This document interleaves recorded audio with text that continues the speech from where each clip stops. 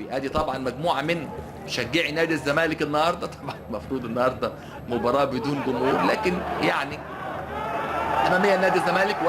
والنفاسه حازم امام بينطلق من ناحيه اليمين، عرضيه ارضيه، استلام من باسم مرسي، استلام حلو قوي والتمويه احلى، وهوبا يا سلام يا سلام يا سلام، هو ده الكلام. 100 فرحت الزملكاويه. يا سلام عليك يا باسم، استلام ايه، تمويه ايه، ودى الراجل في حته، سافر ورجع من السفر بدري وسدد بشماله وسجل على يسار عصام الحضري.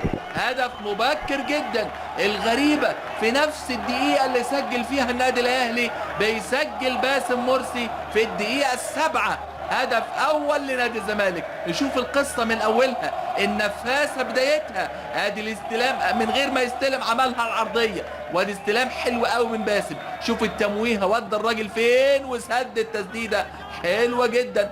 موه على محمد البعلي، شوف نوه شمال وغير اتجاهه بشماله وسدد تسديده حلوه جدا يتفاعل معها كل المستشارين اللي موجودين النهارده وكل اعضاء